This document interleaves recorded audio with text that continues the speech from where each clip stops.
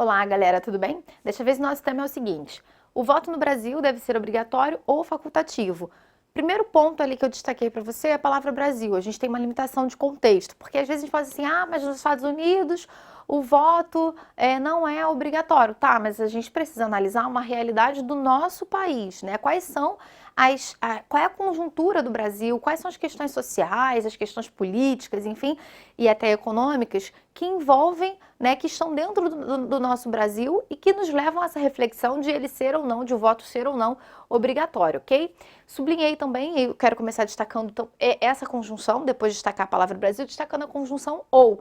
A gente sabe que quando as bancas apresentam matemática para a gente com essa conjunção, ela nos apresenta aquilo que talvez seria, a gente poderia chamar de falso dilema, porque a conjunção ou, ela pela sua natureza semântica, ela exige da gente a escolha de uma opção ou de outra. E escolhendo essa opção, eu excluiria a outra opção ou vice-versa, tá? Pela sua natureza semântica. Mas quando a banca nos apresenta a palavra ou, a gente pode, eu vejo um pouco como uma pegadinha. Por que pode ser um falso dilema? Porque de repente eu posso deslocar a discussão, porque de repente eu posso até fazer uma argumentação dialética a partir da qual eu desfaça esse paradoxo, né? O voto ser obrigatório ou não ser obrigatório. É possível que a gente, numa reflexão um pouco mais aprofundada, querendo dar à nossa redação uma cara, né, de uma redação um pouco mais consistente para bancas, por exemplo, que não sejam do estilo Enem, para banca que não seja do Enem, por exemplo, dá para a gente fazer um caminho aí da dialética, tá?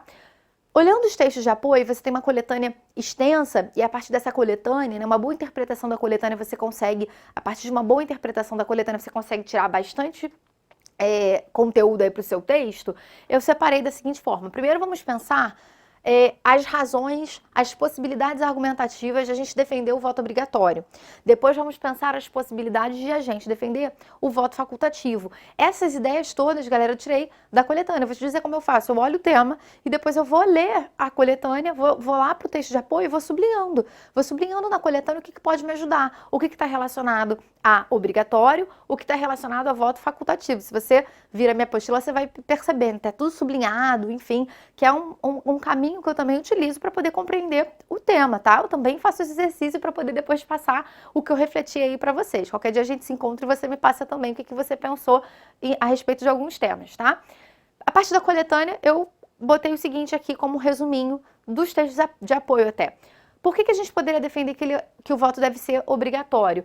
Porque é um dever e é um direito, né? A percepção de, cara, isso aqui é um direito meu, mas é também, enquanto um cidadão, enquanto uma pessoa que vive em sociedade, é também um dever, né? Faz parte aí do contrato social que eu faço, ainda que seja um contrato social imaginário, você pode citar Rousseau, que eu faço para viver em sociedade. Eu cumprir aquilo que também me é um dever, não só garantir aquilo que me é de direito. Sem ele, outro ponto, a representatividade pode ficar fragilizada. E aí, os textos de apoio, a coletânea vai trabalhar esse aspecto, né? Porque é possível que, de repente, sem o voto obrigatório, as pessoas que irão às urnas serão pessoas muito bem informadas, por exemplo.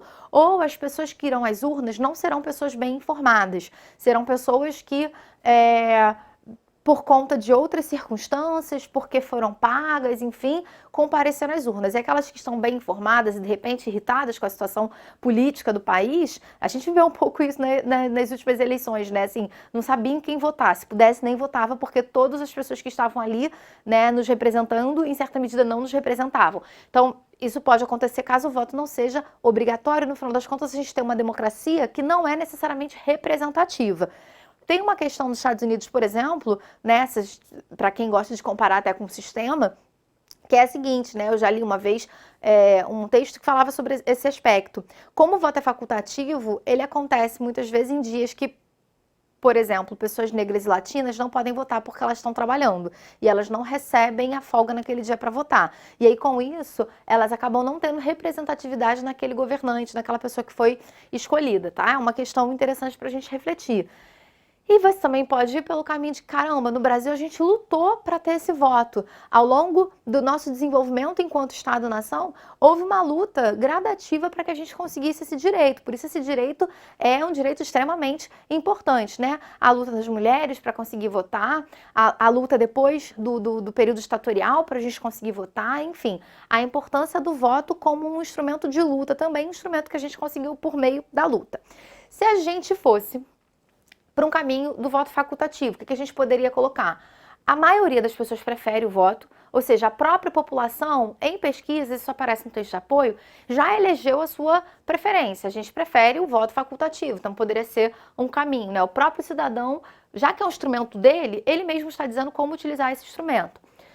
Os votos obrigados por coronéis e comprados poderiam reduzir, o texto de apoio vai falar sobre isso, né? Já que o voto é facultativo, há uma possibilidade de... As pessoas não são obrigadas a ir, elas não vão porque vão, né? Enfim, porque tem que cumprir esse compromisso, e aí você poderia, de repente, em certa medida, reduzir o voto comprado.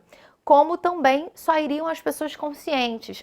Acontece muitas vezes de a pessoa ir votar, espero que você não seja assim, e de não saber em quem votar, e na rua encontra aqueles santinhos, pega, vou votar no fulano. A boca de urna, inclusive, nesse aspecto, acaba ainda tendo, embora seja crime, ela acaba ainda tendo, né, a sua força. Porque muita gente vai até o colégio para votar, enfim, e ainda não escolheu o seu candidato. E acaba sendo aí influenciado pela boca de urna, tá?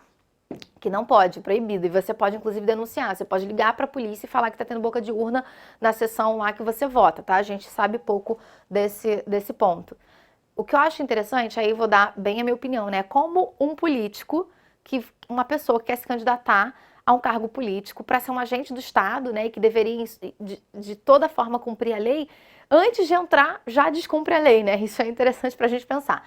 Aí o que eu pensei aqui para você? De repente você apresenta a obrigatoriedade do voto, pontos positivos para a obrigatoriedade do voto no D1.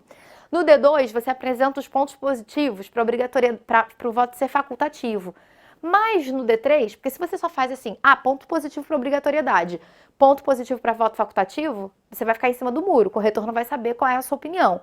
Apresentou isso no D1, apresentou isso aqui no D2, qual pode ser o seu D3 para que você consiga fazer um processo dialético? Porque você vai precisar de um D3 para poder sintetizar isso aí. E a síntese que eu estou te sugerindo é o deslocamento da questão. Por exemplo, você poderia até te dar uma dica de início de parágrafo. Em um país cuja democracia ainda é recente, discutir a obrigatoriedade do voto não deveria ser a preocupação prioritária. Por que a gente está pensando? Por que eu sugeri o deslocamento da questão?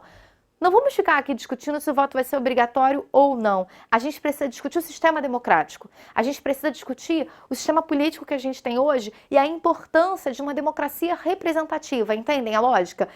Em vez de ficar discutindo obrigatoriedade ou não, vamos primeiro consolidar a nossa democracia, consolidar a consciência da população em relação ao sistema democrático, em relação ao sistema político que a gente tem, para depois daí a gente discutir se esse voto vai ser obrigatório ou não. Porque se a gente está, por exemplo, falando de pessoas conscientes para irem votar, talvez seja até em certa medida um pouco preconceituoso eu achar que aquele que vota pelo motivo que não é o que eu voto, não seja consciente, eu seja consciente. Entendem a lógica? Eu não vou discutir a questão da obrigatoriedade, mas eu vou discutir a importância de um sistema democrático. Para daí as pessoas fazerem suas escolhas de fato conscientes, se elas querem ou não votar, até se elas querem ou não decidir se o voto é democrático ou não. Às vezes cai muito, assim, eu vejo em redação, eu acho uma argumentação relativamente falha, né? A pessoa vota porque quer uma cesta básica. Uma vez eu ouvi isso de um professor, de um curso que eu fiz, de uma pós que eu fiz, e o professor falou uma coisa que me marcou muito, assim. Tá bom, quero ver você passar fome e se alguém te der uma cesta básica, se você não vai votar pelaquela pessoa, se você não vai votar naquela pessoa. Percebem a lógica? Uma pessoa passando fome se oferece cesta básica, certamente você também votaria nessa pessoa por conta da necessidade de cesta básica, né? Enfim, acho que é um ponto para a gente, né, pensar também, porque às vezes a gente olha muito as questões das temáticas, as questões sociais, muito a partir da nossa realidade de mundo. E a gente tem uma realidade brasileira bastante diversa, bastante excludente. Nosso país é muito grande, com muitas questões sociais ainda a serem resolvidas, e a gente muitas vezes está ali no sistema meio de exceção, né? A gente faz parte, muitas vezes, de uma exceção da população brasileira, ok? Reflitam sobre isso. Bom texto para vocês. Aproveitem a temática aí, política, democracia, está na pauta do dia, né? É importante que a gente também esteja por dentro dessas situações todas, embora as pessoas digam, não se discute política. Eu sempre falo em sala de aula, tá, política não se discute, mas alguém discute por você e decide a sua vida. Então é importante que você comece a discutir política também. É isso, galera. Até a próxima.